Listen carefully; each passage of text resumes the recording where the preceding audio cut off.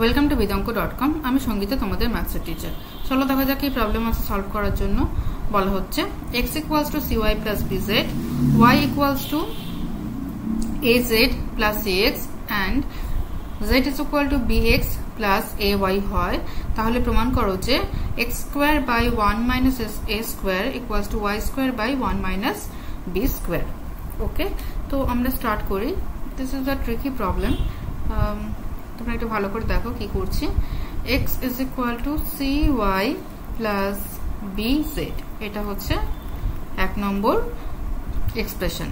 Next হচ্ছে y is equal to az plus cx, এটা হলো 2 নম্বর। আর z is equal to bx plus ay, এটা হলো 3 নম্বর। এবার আমি কি করছি দেখো, এক নম্বর যে এক্সপ্রেশনটা আছে তার সাথে আমি x গুণ করছি এবং 2 নম্বর যে এক্সপ্রেশনটা আছে তার সাথে আমি y গুণ করছি করে পাই।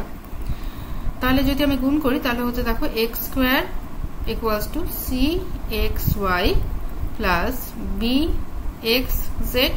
এক নম্বরের সাথে যদি আমি প্রত্যেক টার্মের সাথে x গুণ করি তাহলে x square plus cxy plus bxz।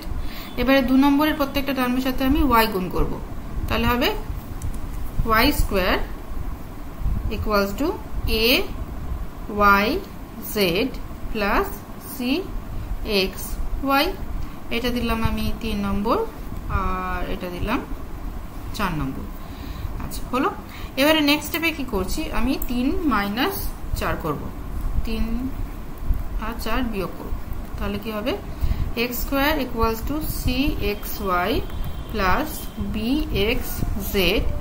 তো minus y square is equal two minus, বিয়োগ করছি যেহেতু সাইন চেঞ্জ হবে, তো minus y square equals to minus ayz minus cxy। ওকে, আচ্ছা তো তাহলে এটা ক্যান্সেল হয়ে গেল, cxy আর এদিকে 6y ক্যান্সেল হয়ে গেল। তো x square minus y square is equal two দেখো bxz মাইনাস ayz হচ্ছে। ওকে, আচ্ছা এবারে দেখো এই যে ডান দিকে যে এক্সপ্রেশনটা পেয়েছি সেটা থেকে আমি z কমন নিতে পারি।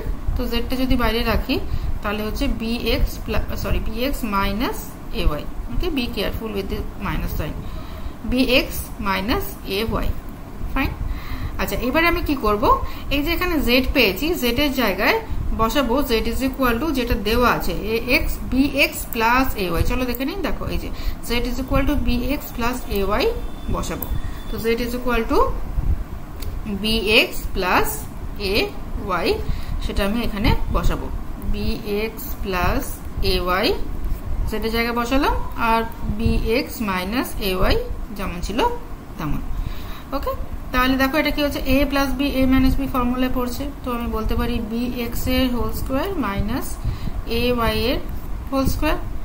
আচ্ছা তাহলে অতএব x square minus y square, বাঁ দিকে x square minus y square ছিল, তো x square minus y square is equal two কি হচ্ছে দেখো b square x square minus a square y square. এবার অল x টার্মগুলো একদিকে আনবো আর সব y টার্মগুলো ডান দিকে নিয়ে যাবো।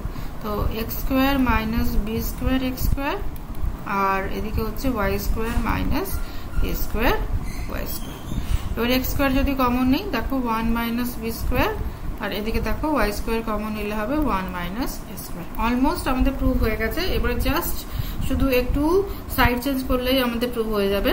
দেখো x square by 1 minus a square, এই যে ডান দিকের 1 মাইনাস a স্কয়ারটা আছে সেটা বাঁ দিকে নিয়ে এলে ভাগ হয়ে যাবে, আর বাঁ দিকে যে 1 মাইনাস b স্কয়ার আছে সেটা যদি ডান দিকে নিয়ে যাই তাহলে ওটাও ভাগ হয়ে যাবে।